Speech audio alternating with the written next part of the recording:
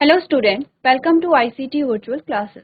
तो क्लास हम यहाँ पे बात कर रहे हैं अपने चैप्टर की, और चैप्टर का नाम है द लिविंग वर्ल्ड। तो लिविंग वर्ल्ड में बेसिक सी चीज़ें हमने यहाँ पे समझी हैं, लिविंग वर्ल्ड को समझा और लिविंग की कुछ कैरेक्टरिस्टिक समझे हैं। अगर इन सभी में से मैं इंपॉर्टेंट बोलूँ तो हमने बोला था आपसे पूछा जाएगा डिफाइनिंग फीचर से रिलेटेड क्वेश्चन। तीन डिफाइनिंग फीचर्स हमने देखे हैं यहाँ पे। एक तो है सेलुलर ऑर्गेनाइजेशन, ठीक है, दूसरा है इंटरनल ग्रोथ एंड तीसरा है मेटाबॉलिज्म इनसाइड द बॉडी। ठीक है, इनसाइड द बॉडी जो है मेटाबॉलिज्म है। ये तीनों हमारे पास आती हैं यहाँ पे डिफाइनिंग फीचर्स जो होते हैं। तो सभी को हमने पढ़ लिया है, समझ लिया है यहाँ पे, ठीक है। टॉपिक चल रहा है डाइवर्सिटी को हम समझ रहे हैं, diversity in living world. Diversity क्या होती है ये हमने प्रीवियस लेक्चर में समझा है। हमने कहा कि यहाँ पे डाइवर्सिटी की बात करें तो वैरायटी की बात हो रही है। किसी भी लिविंग या नॉन लिविंग में अगर यहाँ पे वैरायटी है that is known as diversity, ठीक है। अगर बायोडाइवर्सिटी की बात हो रही है इट मीन्स कि हम स्पेसिफिकली बात कर रहे हैं लिविंग ऑर्गेनिज्म के। लिविंग ऑर्गेनिज्म में जो वेराइटीज जो आपको अलग अलग यहाँ पे विविधताएं देखने को मिल रही हैं वो आपकी बायोडाइवर्सिटी कहलाती हैं, जिसको जैव विविधता कहते हैं। जैसे कि अगर प्लांट्स की बात कर रहे हैं तो प्लांट्स में ही आपको बहुत सारे ऑप्शंस मिलेंगे। आपको यहाँ पे अगर पेड़ कह रहे हैं तो पेड़ में ही बहुत सारे ऑप्शन है, घास कह रहे हैं तो डिफरेंट टाइप्स की आपको ग्रास देखने को मिलेगी और आपको बहुत सारे ऑप्शंस यहाँ पर देख रहे हैं। अगर हम कह रहे हैं यहाँ पे जलीय जीव, तो जलीय जीवों में ही आपको इतनी सारी यहाँ पे वैरायटी दिखेगी। आपको फिशेस दिख रही हैं, आपको शार्क दिख रहे हैं, आपको ऑक्टोपस दिख रहा है, तो आपको बहुत सारी वैरायटी वहां पर मिल रही हैं जो कि किससे है, स्पेसिफिकली लिविंग की बात कर रहा है, सजीवों की जो बात करता है, that is known as biodiversity या जैव विविधता। ठीक है, जैव विविधता में एक शब्द नॉमेनक्लेचर आया है, इसको हमने रीड किया है, लेकिन इसको समझने से पहले हमें कुछ चीजें समझनी है। यहाँ पर समझते हैं, यहाँ पे जेके हैं, ठीक है। टॉपिक अभी क्लासिफिकेशन के बारे में टॉपिक हमारा ये नहीं है, इसके बारे में बात नहीं कर रहे हैं। देखो सोचो, अच्छा ये तो हम समझते हैं, इतना तो हमें पता है कि लिविंग वर्ल्ड के बारे में बात चल रही है, यानी कि लिविंग के बारे में बात कर रहे हैं। लिविंग कौन कौन से होते हैं, प्लांट्स, एनिमल्स होते हैं, माइक्रो ऑर्गेनिज्म होती हैं, फंगस होते हैं, जो प्रोटोजोन्स होते हैं वो होते हैं। अभी आगे चल करके 5 किंगडम क्लासिफिकेशन भी हम पढ़ने वाले हैं, बट इतना आइडिया है हमें, प्रीवियस जो हमारी क्लासेस थी उससे हमें इतना तो आइडिया है कि यहाँ पर बहुत सारे अलग अलग प्रकार के क्या है, जीव जंतु, पेड़ पौधे, सूक्ष्म जीव हैं या कवक हैं, बहुत सारी क्रिएचर्स हैं जो लिविंग की कैटेगरी में आते हैं। अब आप बताइए, ये जो चीजें हैं, फॉर एग्जाम्पल किसी दिन आप कहीं जा रहे थे, आपको कुछ ऐसा क्रिएचर दिखा जो एकदम नया था आपके लिए, जो आपने कभी देखा ही नहीं था, आप उसके बारे में जानते ही नहीं हैं, वो क्या एकदम नया है, ना तो उसका कोई नाम है, ना हमें पता है कि किस कैटेगरी से बिलोंग करता है, किस किंगडम से बिलोंग करता है, किस ग्रुप से बिलोंग करता है, क्योंकि वो एकदम नया जीव है। तो उसको क्या मानेंगे, एक नए जीव की खोज माना जाएगा कि यहाँ पर क्या हुआ है, एक नया जीव खोजा गया है जो अभी तक की हिस्ट्री में हमने ना पढ़ा था, ना हमने देखा था, और ना हमें उसके बारे में कोई इन्फॉर्मेशन पता है। ऐसा तो नहीं होगा कि वो एकदम ही अलग क्रिएचर होगा, या होगा भी अगर एकदम ही अलग क्रिएचर होगा, किसी से मिलता जुलता नहीं भी होगा, तो उसको उसकी पुष्टि करने के लिए हमें क्या करना पड़ेगा, हम करेंगे उसको आइडेंटिफाई। तो पहली जो चीज हम करते हैं दैट इज आइडेंटिफिकेशन।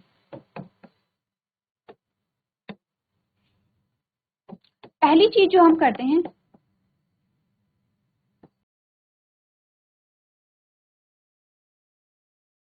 आइडेंटिफिकेशन का मतलब क्या होता है, पहचान। सबसे पहले हम उसकी पहचान करेंगे। पहचान में हम क्या करेंगे, उसको डिस्क्राइब करेंगे उसको। जैसे कि हम देखेंगे वो क्रिएचर दिखने में कैसा है, उसकी बॉडी कैसे है, उसकी बॉडी में कौन कौन से पार्ट्स विजिबल हैं। फॉर एग्जाम्पल मान लेते हैं कोई ऐसा क्रिएचर है जिसकी क्या है, टेल उसमें पाई जा रही है, उसकी जो स्किन है वो कैसी है, रफ एंड टफ है, यहाँ पर उसमें टीथ है या नहीं है। तो सबसे पहले हम आउटर स्ट्रक्चर को डिस्क्राइब करते हैं कि एक्चुअली में ये दिखने में कैसा है, ठीक है। उसकी जो फिजियोलॉजी है यहाँ पे उसको हम यहाँ पर देखते हैं कि वो लुक वाइज कैसा है, वो दिखने में कैसा है, ठीक है। फिर उसके बाद और धीरे धीरे हम और डीप जो उसके कैरेक्टर हैं उन पे जाएंगे कि बॉडी टाइप कैसा है। यहाँ पे सबसे पहले हम यहाँ पे आइडेंटिफाई करते हैं कि क्या है, ये कोई प्लांट है। हम बात करते हैं जब हम डिस्क्राइब करते हैं तो हम कहते हैं कि क्या ये प्लांट से सिमिलर है, क्या ये पादप से संबंधित है, या ये एनिमल से सिमिलर है, यानी कि इसमें जो गुणधर्म पाए जा रहे हैं क्या वो एनिमल्स के हैं, क्या ये माइक्रो ऑर्गेनिज्म है। अब देखो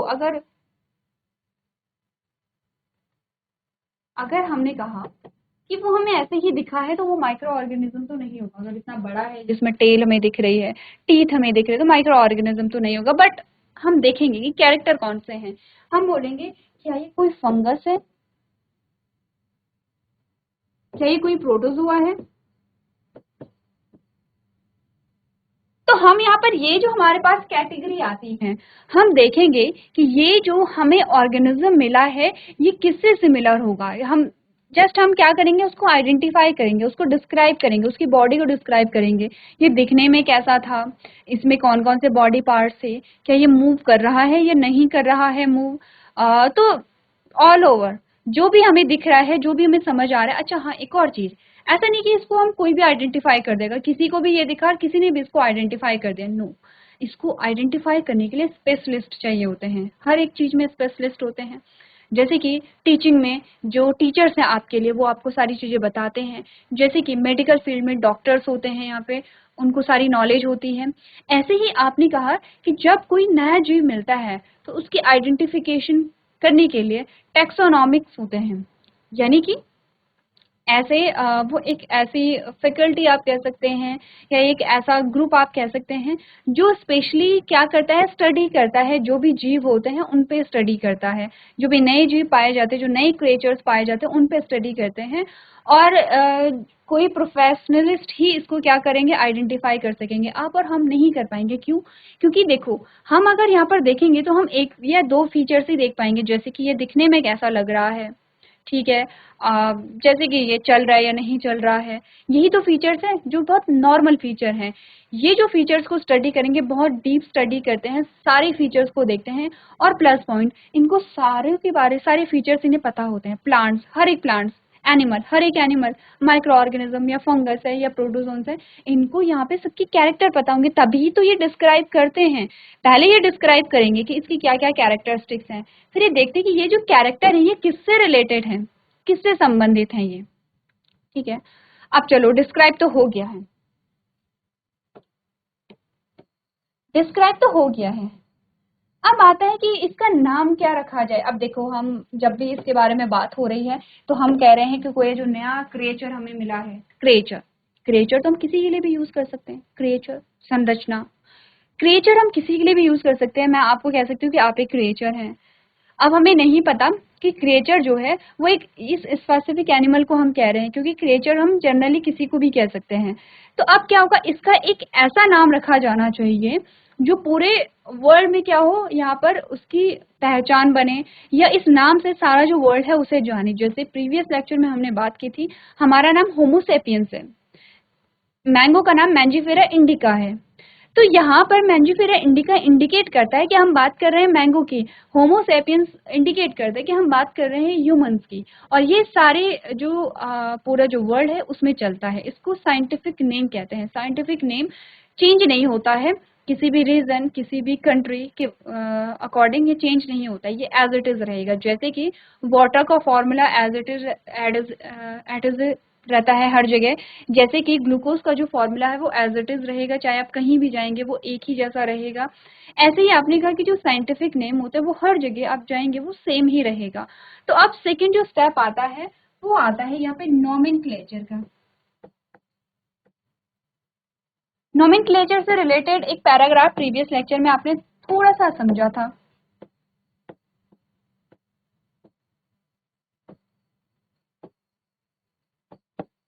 नोमेनक्लेचर जिसमें हम नेम यानी कि नाम रखेंगे। कौन सा नेम? Scientific name.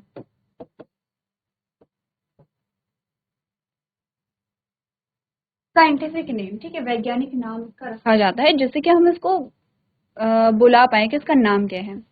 अच्छा, इसका नाम ऐसे ही नहीं रखा जाएगा, इसका नाम रखा जाएगा कैसे, इसकी जो प्रॉपर्टी है उसके अकॉर्डिंग हम इसको क्या रखते हैं, इसका क्लासिफिकेशन किया जाएगा। इसका क्लासिफिकेशन किया जाएगा। क्लासिफिकेशन का मतलब क्या है? तो क्लासिफिकेशन का मतलब है ये किस ग्रुप से बिलोंग करता है, कि ये प्लांट है या ये एनिमल है या ये कोई फंगस है या ये कोई माइक्रो ऑर्गेनिज्म है या कोई ये प्रोटोजोआ है। इसके अकॉर्डिंग हम क्या करते हैं, इसको क्लासीफाई करेंगे। जब हम इसको क्लासीफाई करेंगे तब जाकर के इसका साइंटिफिक नेम बनेगा, ऐसे ही साइंटिफिक नेम नहीं बनता है, क्योंकि हमने बोला था साइंटिफिक नेम जो रखे जाते हैं वो दो नाम होते हैं, सिंगल नाम नहीं होता, दो नाम हमेशा होते हैं। जैसे हमारे भी क्या होता है, हमारा नाम है फिर हमारा सरनेम है, ठीक है। तो ये तो हमारी क्या है, कॉमन नेम है वैसे, लेकिन साइंटिफिक नेम भी दो होते हैं, और ये दो साइंटिफिक नेम जो है ये होते हैं किसके, आपके जीनस और आपकी स्पीशीज, आपके स्पीशीज से बिलोंग करते हैं, किस जीनस से बिलोंग करते हैं उसके अकॉर्डिंग। अच्छा ठीक है, ये तो हम समझेंगे धीरे धीरे करके, स्पीशीज जीनस क्या होते हैं कैसे होते हैं वो तो हम समझेंगे। इन तीनों को मिला करके हम कहते हैं टैक्सोनॉमी। टैक्सोनॉमी जो हेडिंग है कहीं तो आपने पढ़ी है, पीछे आओ। टैक्सोनॉमी, ये वाला जो है टैक्सोनॉमी, क्या होता है टैक्सोनॉमी में, क्या होता है टैक्सोनॉमी में, किसी भी क्रिएचर को, लिविंग की बात हो रही, किसी भी क्रिएचर के आइडेंटिफिकेशन, नोमेनक्लेचर एंड क्लासिफिकेशन की जो प्रोसेस होती है that is known as taxonomy. Taxonomy के अंतर्गत होती है, इसको हम क्या कहते हैं, टैक्सोनॉमी कहते हैं, जिसमें क्या होता है, किसी भी जीव की identification, nomenclature and classification include होता है। समझो टैक्सोनॉमी को, देखो यहाँ पर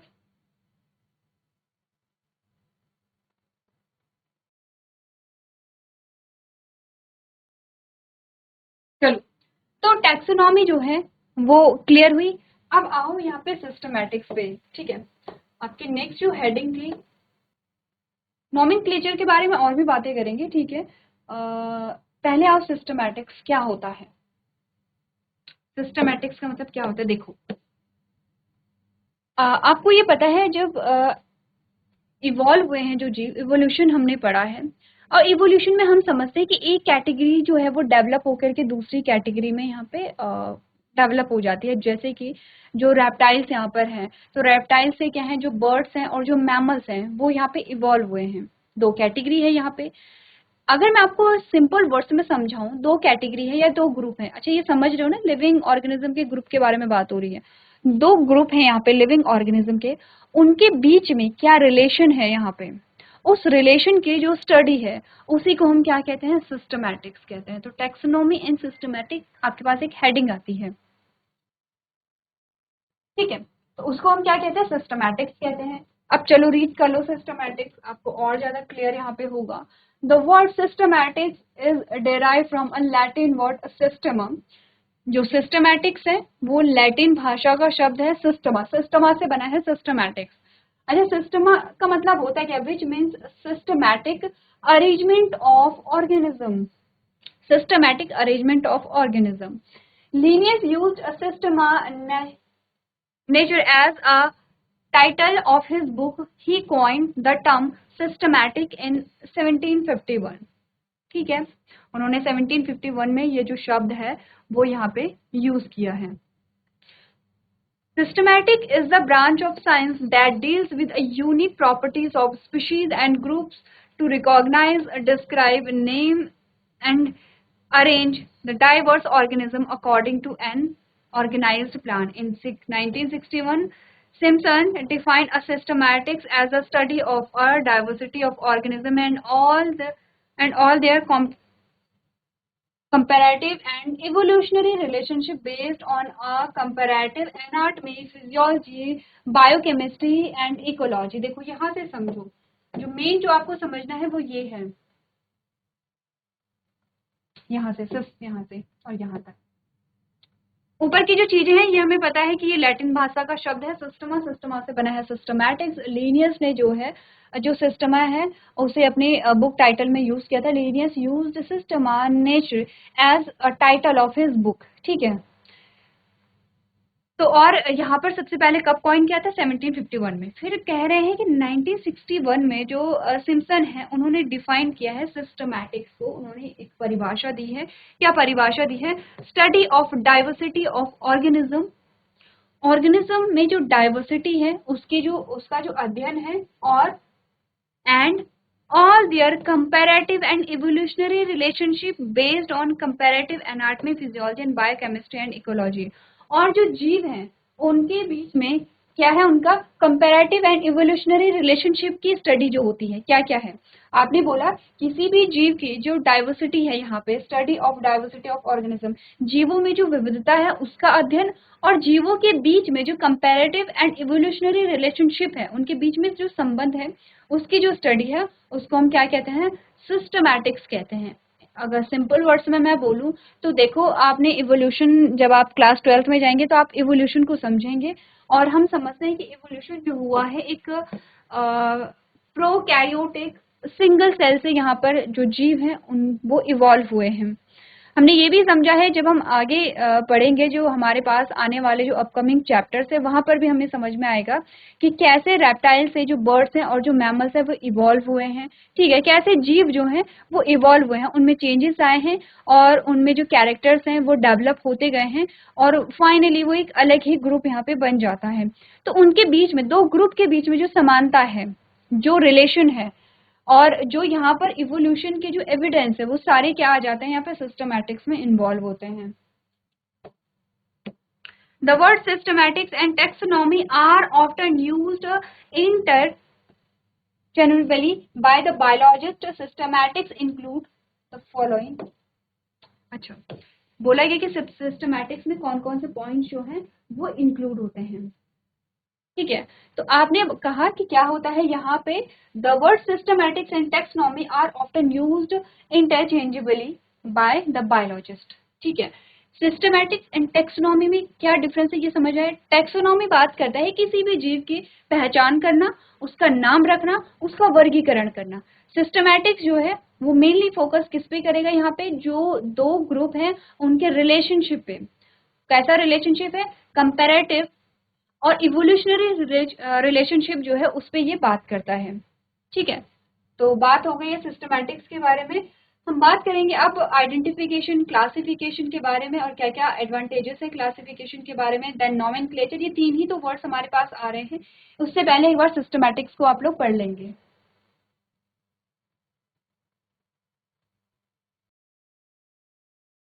चलो, अब हमने क्या पढ़ा था यहाँ पे, आइडेंटिफिकेशन और क्लासिफिकेशन में क्या बात हुई थी एक बार रीड कर लेते हैं। ठीक है, क्या है identification. It aims at finding the correct name and appropriate position of an organism.